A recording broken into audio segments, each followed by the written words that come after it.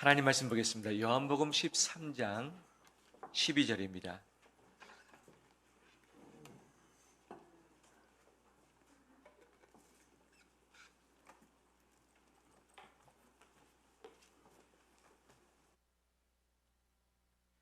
요한복음 13장 12절에서 17절까지 한 절씩 교독하겠습니다.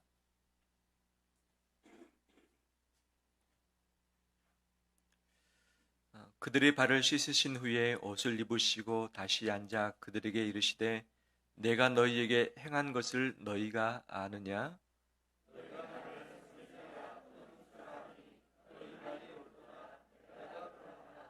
내가 주와 또는 선생이 되어 너희 발을 씻었으니 너희도 서로 발을 씻어주는 것이 옳으니라.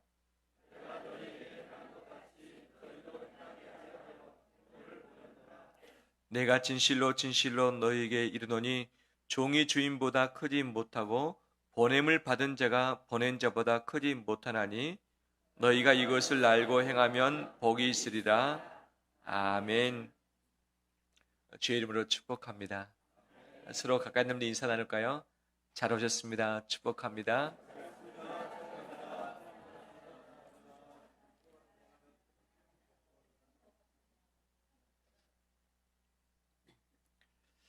인생의 끝자락에서 보신 때가 있으신가요?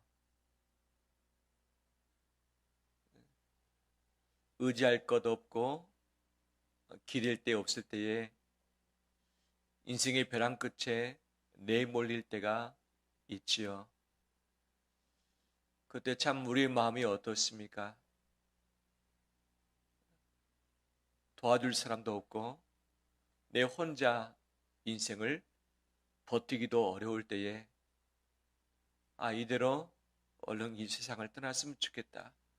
또는 포기했으면 좋겠다. 그런 때가 분명 우리 안에 있는 것 아니겠습니까? 우리나라가 선진국의 대열에 올라섰다고 말하지만 아직 국가의 구조, 사회 여건상 삶 자체, 우리 마음 자체가 선진국형에 들어선 것은 아니죠. 경제적 수준은 올라섰다고 말하지만 나머지 것들이 뒷받침되지 않아서 특히 우리 마음이 버거운 가운데 있죠. 그 어떤 나라보다도 자살률이 세계 1, 2위를 다투고 있고 삶이 어렵다 보니까 결혼 비율 또는 출산 비율도 OECD 국가 중에서 최하위를 기록을 하고 있죠.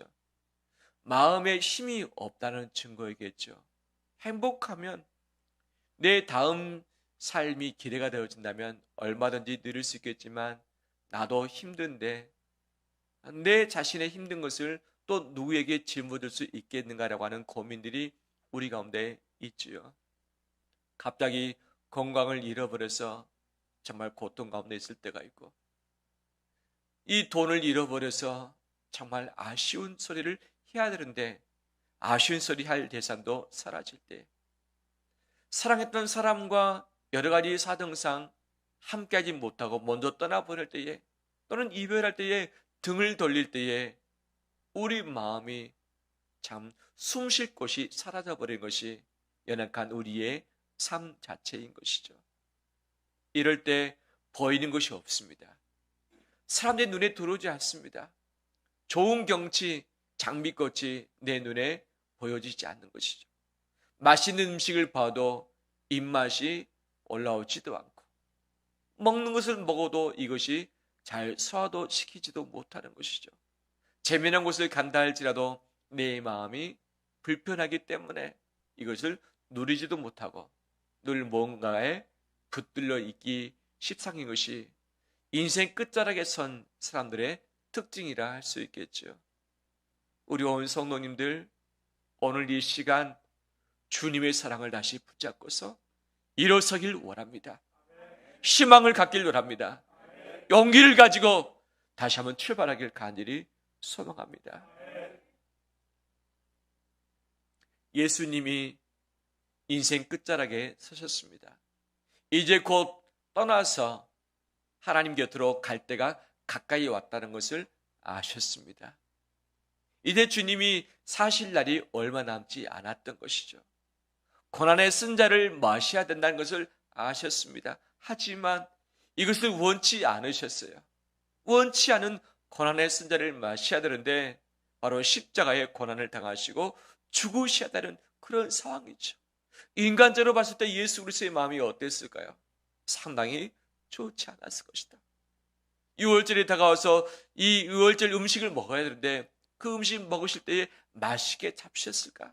아마 아니셨을 것입니다.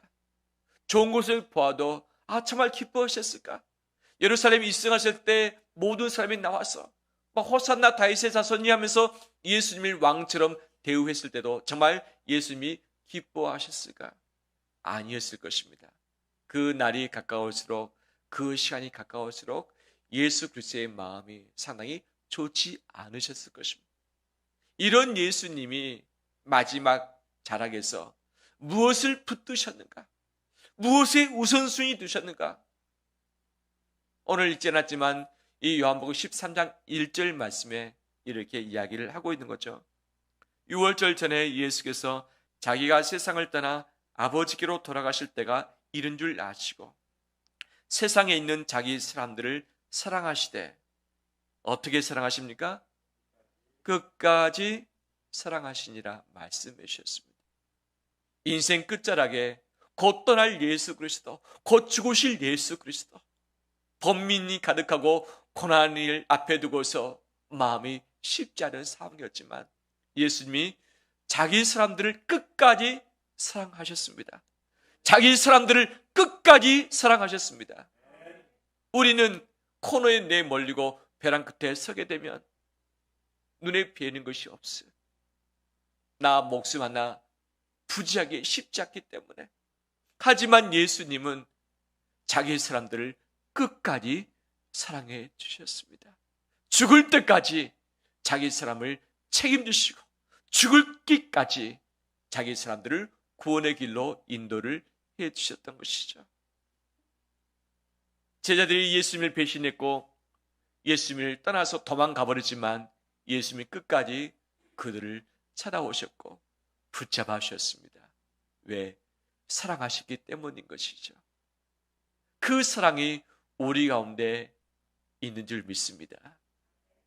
로마서 8장 말씀에서도 하나님의 그 크신 사랑으로부터 끊을 것이 아무것도 없다 말씀합니다. 그 사랑이 영원하고 온전하고 완벽하기 때문에 그 어떤 것도 끊을 수 없다 말씀하시죠. 그 하나님의 사랑이 나를 꼭 붙들고 있고 나를 이끌고 있는 줄 믿습니다. 이 세상 그 어떤 것도 하나님의 사랑에서 나를 끊을 수 없습니다. 예수님이 끝까지 사랑하셨기 때문입니다. 이 사랑 때문에 우리는 마지막까지 살게 될 것입니다. 혹시 내 인생 스스로 삶을 포기하고 싶을 때 있을지라도 주님은 나를 포기치 않으시고 내 몸과 영혼을 받으실 것이고 생명의 길로 이끄실 것입니다. 그분께 내 인생을, 내 마음을 온전히 다 맡겨드리길 바랍니다. 그 사랑으로 나를 살리실 것입니다. 살리실 것입니다. 끝까지 사랑하실 때에 어떻게 사랑하셨는가? 몇 가지를 보면 주님이 고별 설교를 하셨어요. 이제 곧 떠나십니다. 곧 죽으십니다. 바로 그 마지막 저녁에 고별 설교를 길게 하셨던 것이죠. 그럼 고별 설교의 핵심 메시지가 무엇인가? 여러 가지 많은 것들을 말씀하셨어요. 하지만 그 중에 핵심적인 것을 골라라고 한다면 이것입니다. 내가 너희를 떠나지만 너희와 함께 있겠다. 나는 떠나지만 성령을 너희에게 보내주겠다. 세상이 할 수 없는 평강을 너희가 누렸으면 좋겠다 하시면서 13장뿐만 아니라 14장, 15장, 17장 그리고 마지막 21장까지 주님은 사랑을 말씀하셨습니다. 십자가를 앞에 두고서 사랑을 말씀하셨고 십자가 이후에도 사랑을 말씀하셨던 것이죠. 그 주님의 사랑이 있기 때문에 고별 설교를 통해서 말씀해 주셨고 뿐만 아니라 마지막 고별 기도를 해주셨던 것이죠. 제자들과 헤어지기 직전입니다. 제자를 모아놓고서 주님께서 축복 기도하셨습니다. 하나님, 이들을 아버지 손에 맡겨드립니다. 주의 사랑으로 꼭 붙잡아 주옵시고 흔들릴 수 있지만 다시 일어서서 주의 사명 감당하게 해 주십시오라고 하면서 제자를 향해서 정말 정성 가득한 기도를 해 주셨던 것이죠. 그리고 이들을 모아놓고 6월절 만찬을 드셨습니다. 죽음을 앞에 두고서 무슨 음식 맛이 있겠습니까? 입맛이 있겠습니까? 없을 것입니다. 하지만 제자들을 사랑하시사 이들을 모아놓고서 최후의 만찬을 하셨던 것이죠. 떡을 주시면서 이것을 받아 먹으라. 너희를 위해서 내어주는 내 살이다. 이것을 받아 마시라. 너희를 위해서 주는 바 내 생명의 피라 라고 말씀을 하시면서 제자들과 피의 언약을 맺으셨던 것이죠. 마지막까지 사랑하시기 때문에 먹을 것을 챙겨주시고 자신의 살과 피를 십자가에서 다 내어주신 것이 예수 그리스도의 사랑인 줄 믿습니다. 이 사랑이 나를 살릴 것이고 이 사랑이 마지막까지 나를 책임지실 것입니다. 세상의 모든 것이 끊어진다 할지라도 내 스스로 붙잡을 수 없다 할지라도 하나님의 사랑만큼은 나를 붙들고서 책임질 줄 믿습니다. 이것이 위대한 사랑, 영원한 사랑, 온전한 사랑인 줄 믿습니다.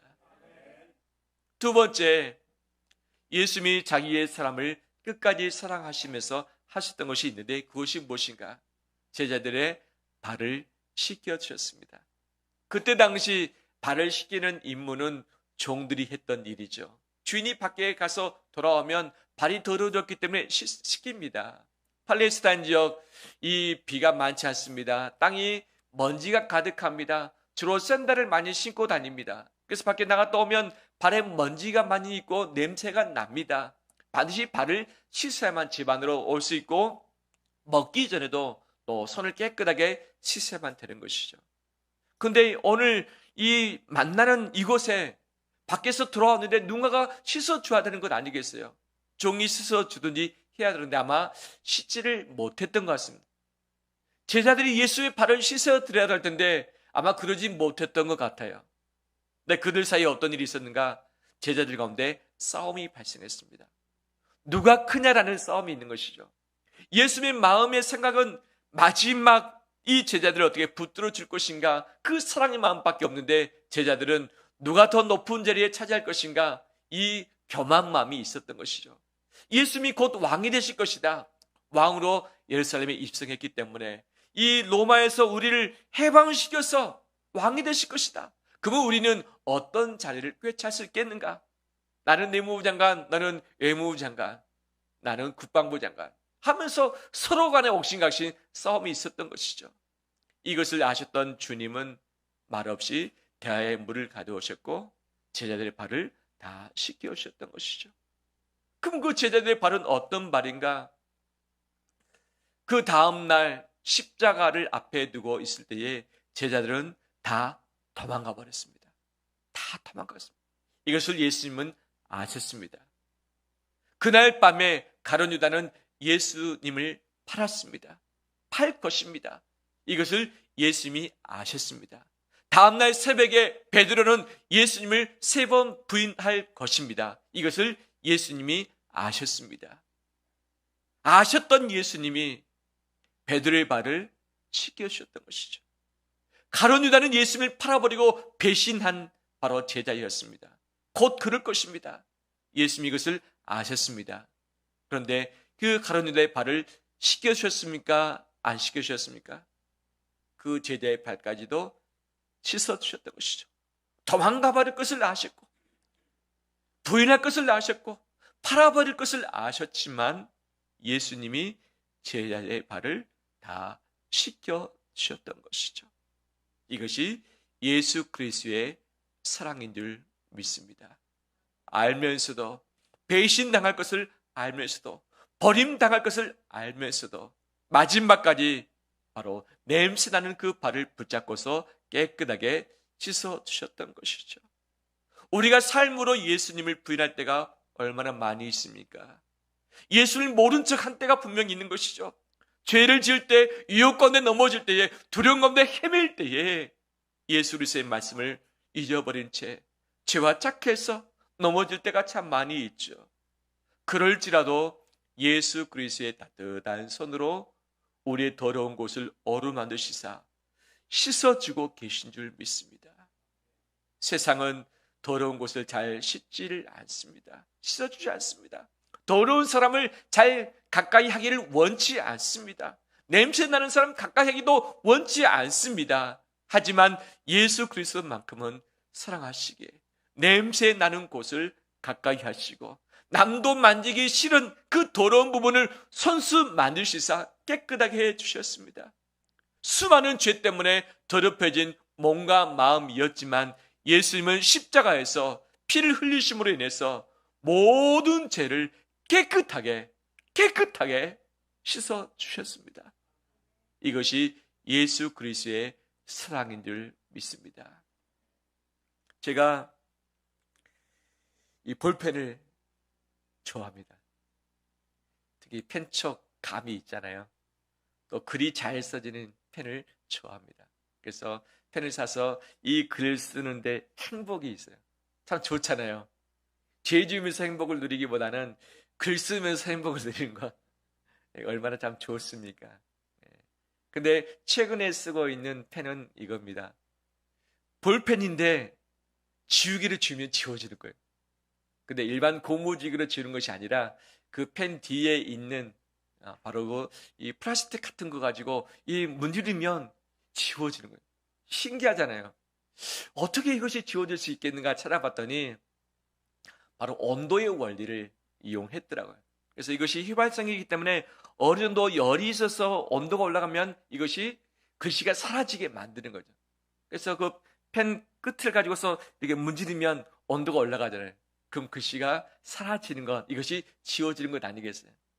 다른 볼펜은 잘못 쓰면 이 화이트로 지우든지 뭐 다시 줄 긋고 써야 되지 않습니까? 지저분해지잖아요. 근데 이 펜은 잘못 써도 또 지울 수 있고 쓸 수 있고, 그래서 마음껏 씁니다. 마음껏 낙서를 하기도 하죠. 왜? 또 다 지울 수 있으니까. 그런데 이 펜의 지우개 가지고 아무리 지워도 지울 수 없는 것들이 더 많이 있죠. 다른 볼펜으로 쓴 것들은 아무리 써서 지워도 지워지지 않습니다. 우리의 죄와 잘못이 그럴 때가 참 많이 있습니다. 어떤 것들은 서로 간의 관계에 있어서 잘못했다가 사과하면 씻어지는 것도 있고, 내가 벌을 받고 또는 벌금을 내면 이것이 지워지는 부분도 있습니다. 하지만 하나님 아버지 앞에서 죄는 절대 사람이 지울 수 없습니다. 어떤 죄든 사람이 그 죄를 없이 할 수 없습니다. 하지만 예수 그리스도의 피로써 모든 죄가 지워질 수 있습니다. 그 피가 지울 수 없는 죄는 하나도 없습니다. 내가 생각할 때 큰 죄, 나만 알고 있는 숨겨진 죄, 반복해서 짓고 있는 그 죄가 나를 힘들게 하고 나를 더럽히고 냄새나게 할 겁니다. 이것이 다 알려진다면 사람들은 나를 가까이 하지 않을 것이고, 내 사랑하는 가족이랄지라도 나의 마음을 떠날 수도 있을 것입니다. 그 죄가 너무 사악하고 냄새나고 어둡고 부패되기 때문에 사람은 나는 이 죄를 지을 수 없지만 예수 그리스도의 피가 내 모든 죄를 깨끗하게 씻어줄 줄 믿습니다. 주님이 씻지 못할 죄가 없습니다. 없습니다. 예수님은 제자의 발을 씻기면서 이 베드로가 말할 때에 그렇다면 저의 몸도 다 목욕시켜주세요 라고 했지만, 예수님은 이미 너는 다 목욕한 사람 아니냐, 이미 너의 모든 죄를 내가 사했다, 그렇기 때문에 발만 씻으면 된다 막 말씀하시는 것이죠. 우리가 예수 그리스도를 믿어서 이미 구원의 확증을 받았지만 날마다 매일마다 짓고 있는 내 죄가 나를 더럽힐 수 있는 것이죠.